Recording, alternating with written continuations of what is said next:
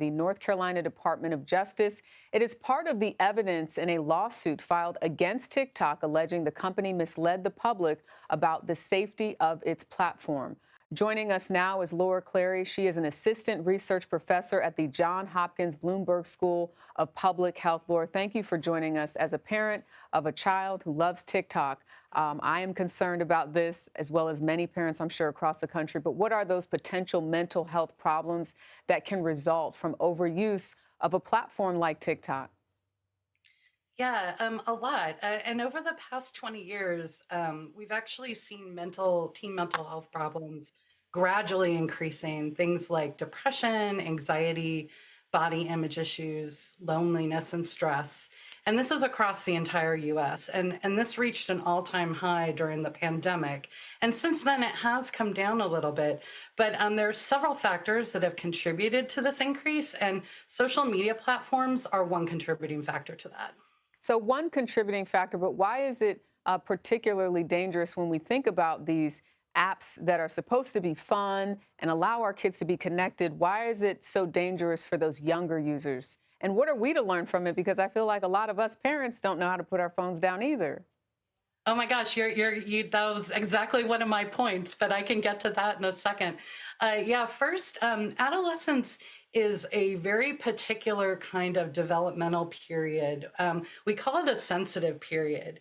And that's because kids, particularly between the age of 10 and 16, their brain development, their physical development, their social development is really rapid at this point. So what that means is that they're sensitive to a lot of the stimuli and Mm, to new experiences. So what it does is for kids that age, it makes social media particularly addictive mhm. in a way that sure it is a little bit for us, for parents, but and adults, but it's particularly addictive for adolescents. So are there signs that we should be looking out for that might indicate that a child that has a problem, a mental health problem that is linked to the app? Or how do you even make that distinction?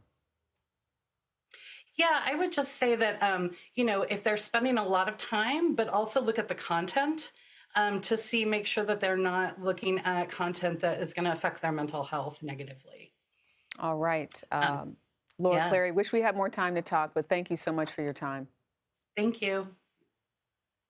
TikTok responded to that part. The AG sizzle reel is a shameful attempt to distort an open internal conversation about making the platform safer when TikTok was just beginning 5 years ago. Now, since the launch of the app, we have steadfastly created a robust trust, they said, and safety track record with 70 plus features and settings designed specifically to support the safety and well-beings of teens and families. Well, the Federal Trade Commission is suing LA Fitness for making it too hard to cancel gym memberships. The agency alleges the gym's parent company is illegally charging members, get this, hundreds of millions of dollars in recurring fees. Fitness International denies the allegations and said the suit is without merit. Former FTC Chair William Kovacic joins us now. He's a professor of law at George Washington University. So when you hear this information, we know that canceling a subscription can be annoying, but how is it illegal? The concern is that the company has placed unduly burdensome hurdles in the path of citizens who want to get out of existing contracts, and that in the entry path into the contracts didn't disclose enough information.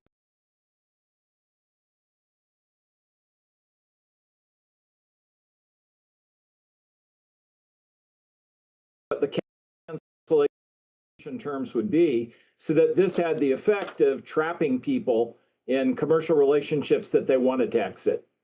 The FTC tried to implement, I understand, a so-called quick to cancel rule that would have made it easier to cancel these subscriptions. But can you explain why it was blocked?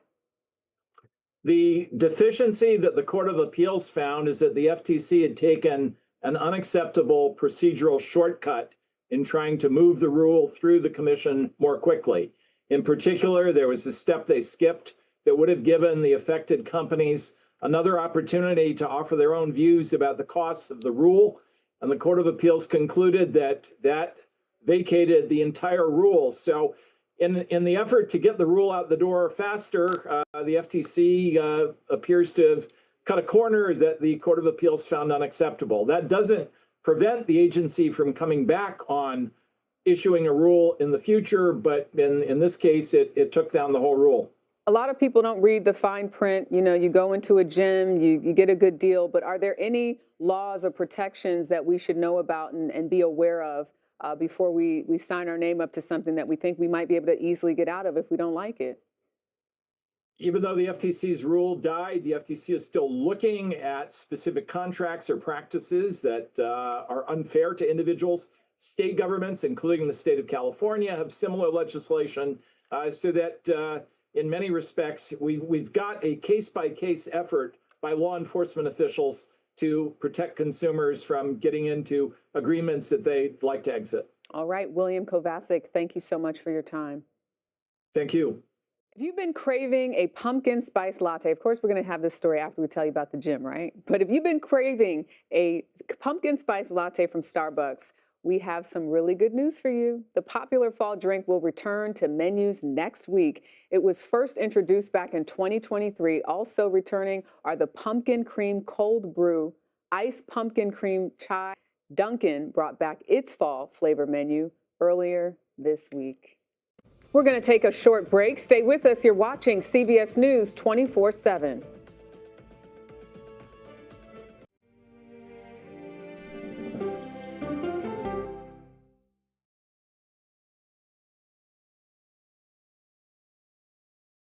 What happens when you get conversation over conflict?